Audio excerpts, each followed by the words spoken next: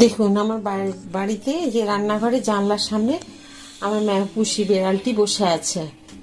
এখন মাছ খেয়েছে, খেয়ে নিয়ে জানলায় বসে আছে।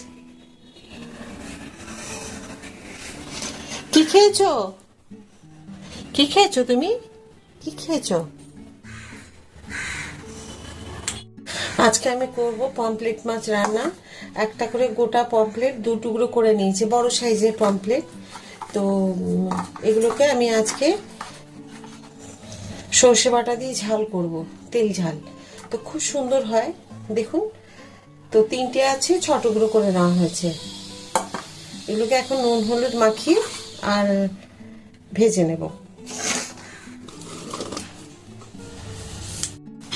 এখন দিয়ে দেবো মাছের মধ্যে হলুদ,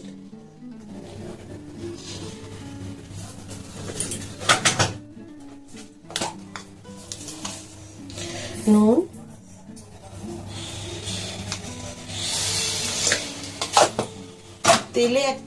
তেলের মধ্যে মানে হাফ চামচ মতো, এক চিমটি মতো নুন দিয়ে দিলাম। কারণ মাছ যেই তেলে দিই না, তেলগুলো সব ছিটিয়ে আসে গায়ের মধ্যে। তো হলুদ বা নুন যে কোনো একটা জিনিস দিয়ে দিলে এই জিনিসটা মানে অতটা মানে ছিটিয়ে আসে না, আসবে কম। তো সেটাই আমিও করি, আর সবসময় হয়তো আপনাদের দেখাতে পারি না, আজকে মনে ছিল দেখিয়ে দিলাম। সুন্দর করে নুন হলুদ মাখিয়ে নিয়েছি। এবারে মাছগুলোকে এখন ভেজে নেব।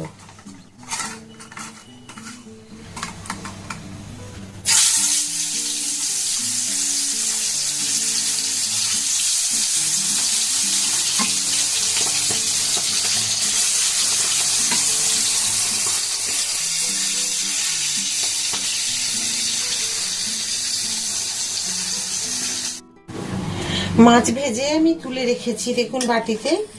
দিয়ে দিলাম পরিমাণ মতো একটু কালো জিরে,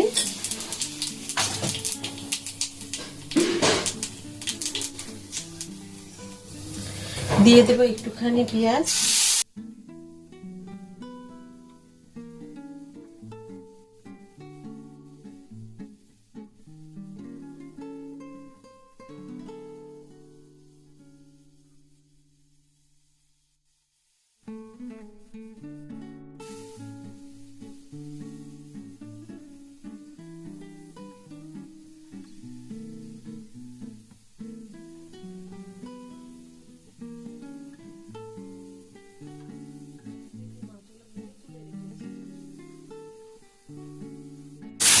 পেঁয়াজগুলো দেখুন বেশ ভালোই ভাজা হয়ে গেছে।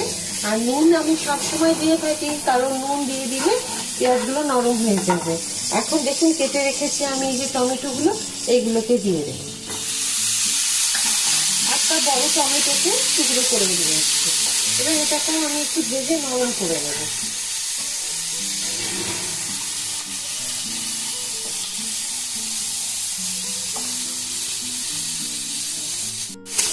দেখুন পেঁয়াজ আর টমেটো পুরো এইভাবে ভাজতে ভাজতে আমি নাড়ছিলাম খুঁটি দিয়ে, তার মধ্যেই দেখুন কি সুন্দর গলে সবগুলোই নরম হয়ে যাচ্ছে আর মিশেও গেছে খুব ভালো। তো এটা হচ্ছে নুন দেওয়ার জন্য, নুন দিয়ে দিলে কিন্তু এটা হয়। আমি এখন এর মধ্যে দেবো পমফ্লেট মাছের যে মশলা আমি তৈরি করেছি। এর মধ্যে আপনাদের বলে দিই, আমি ঝালটা আমার ইচ্ছে মতো দিয়েছি, আপনারা আপনাদের প্রয়োজন মতো আপনারা ঝাল দেবেন। আর দিয়েছি আমি 3 চামচ সর্ষে, 2 চামচ পোস্ত আর 1 ইঞ্চি আদা, সরি হাফ ইঞ্চি আদা। তো এটা দিয়ে পরে আমি মিক্সিতে বেটে নিয়েছি। দিয়ে এটাকে অনেকবার বেটে নেওয়ার পর একটুখানি হালকা করে ছেঁকে নিয়েছি। তারপরে এখন দিয়ে দিচ্ছি এখানে। দেখুন এত সুন্দর বাটা মানে ছাঁকাটা হয়েছে, দেখলে বোঝা যাচ্ছে। এবার আমি দিয়ে দেবো একটুখানি জল,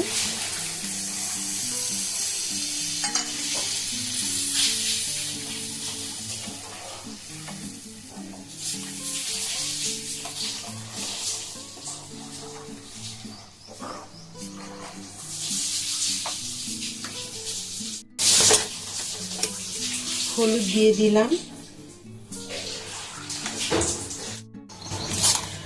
নুন দিলাম,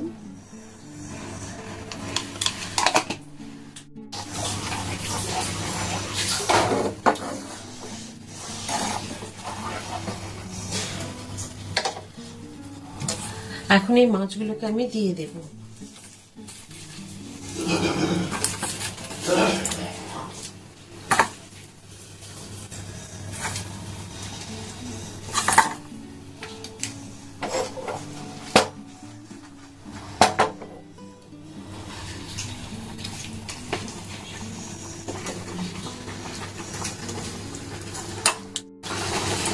দেবো আমি 3টে কাঁচা লঙ্কা, আপনারা আপনাদের ইচ্ছে মতো দিতে পারেন।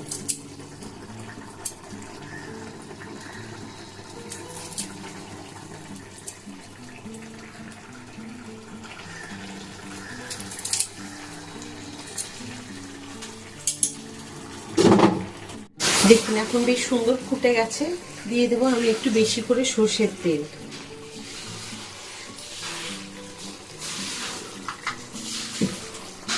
দেখুন আমার পমফ্রেট মাছ রান্না হয়ে গেছে একদম সুন্দরভাবে।